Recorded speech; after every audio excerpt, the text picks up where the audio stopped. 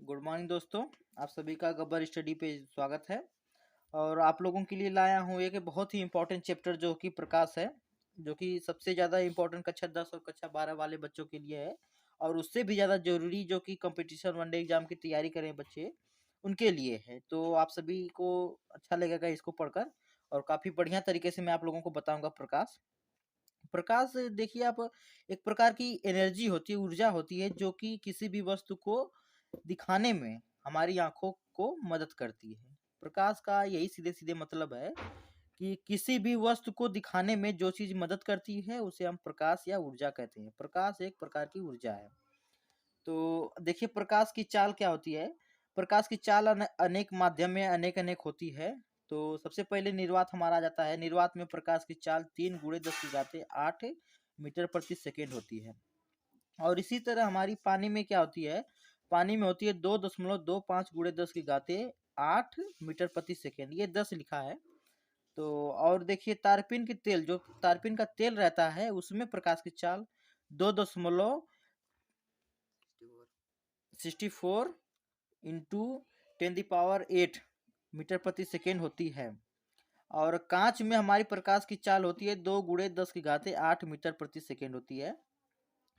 ये प्रकाश की चाल है, यानी कि अनेक अनेक माध्यम में अनेक प्रकार की होती है। सबसे ज्यादा प्रकाश की चाल हमारी होती है निर्वात में। ये क्वेश्चन पूछा गया है ग्रुप डी में 2018 में जो हुआ था पेपर, उसमें पूछा गया था कि प्रकाश की चाल निर्वात में कितनी होती है। और एक शिफ्ट में पूछा गया था कि प्रकाश की चाल सबसे अधिक किस में होती है, तो सबसे अधिक निर्वात में होती है बच्चों। ये चीज को ध्यान में रखिएगा। और उसके बाद हमारा आ जाता है प्रकाश का परावर्तन। प्रकाश का परावर्तन का यही मतलब है कि किसी भी जब प्रकाश किसी भी चमकदार तल से या समतल तल से टकराता है, तो पुनः उसी माध्यम में वह वापस लौट जाता है। जैसे कि देखिए ये हमारा चमकदार तल हो गया, ये हमारा चमकदार तल हो गया। अब प्रकाश हमारी किरण यहाँ से गुजरी, प्रकाश गुजरने के बाद यहाँ से चमकदार तल से टकराया और तुरंत इधर रिफ्लेक्ट हो गया। आप लोगों को अगर प्रैक्टिकली फिजिक्स देखिए, ऐसा विषय है ना कि जिसे आप इसे भौतिक रूप में अपने जीवन में एग्जाम्पल के रूप में इस्तेमाल कर सकते हैं। जैसे कि आप लोग के घर में शीशा होगा, जिसमें आप लोग चेहरा देखते हैं। उसमें आप एक टॉर्च बारिएगा, रात में अंधेरे में एक टॉर्च बारिएगा, तो आप देखेंगे टॉर्च इस पे बारेंगे तो कहीं प्रतिबिंब इधर आपको दिखेगा, टॉर्च का इधर प्रकाश आ जाएगा सीधे सीधे। तो आप लोगों को लगता होगा कि ये क्या हो गया, हमने तो टॉर्च इधर बारा उधर चला गया। तो यही है प्रकाश का परावर्तन, यही है प्रकाश का परावर्तन। और इस पे देखिए प्रकाश का परावर्तन का नियम क्या होता है कि आपतित किरण, ये जो किरण आती है और ये यहाँ पे टकराती है, तो ये आपतन बिंदु हो जाता है हमारा। इसे हम आपतन बिंदु कहते हैं।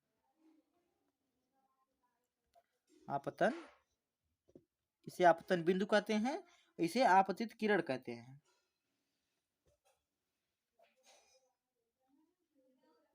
इसे आपतित किरण करते हैं। और जब यहाँ से टकराने के बाद जब ये किरण जाती है, इसे परावर्तित किरण कहते हैं।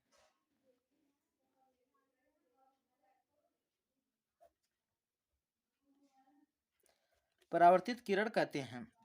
अब देखिए जो ये इन दोनों को बीच में डिवाइड कर रहा है, इसे अभिलंब कहते हैं।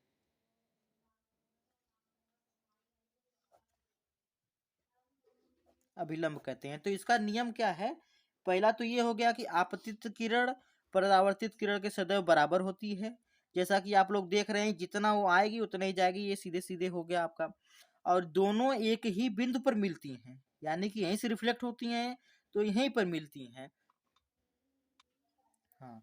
और ये जो हमारा हो गया, पहला तो ये नियम है कि आपतित किरण परावर्तित किरण के बराबर होती है, जिसे हम कह देते हैं कि आपतित किरण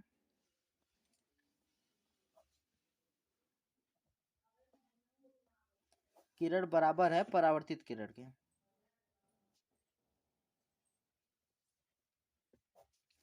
दोस्तों देखिए यहाँ पे लिखने के लिए थोड़ा सा व्यवस्था वैसी नहीं है, तो आप लोग समझने की कोशिश कीजिए, लिखने में कुछ नहीं है।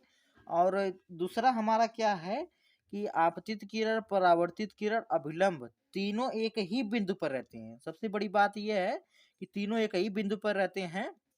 जैसे कि अब ये देखिए आपतित किरण यहाँ पे मिली, ये परावर्तित हो गई, ये भी यही मिली। अभिलंब जो हमारा बना ये भी यही बिंदु पर बना है। तो इसे आपतन बिंदु भी कहते हैं। और यहीं पर तीनों मिलते हैं, ये हमारा परावर्तन का दूसरा नियम। और एक और चीज है कि ये जो आपतन कोण है ये सदैव परावर्तन कोण के बराबर होता है। तो आज ये देखिए परावर्तन हो गया। अब दूसरा हमारा हो गया अपवर्तन।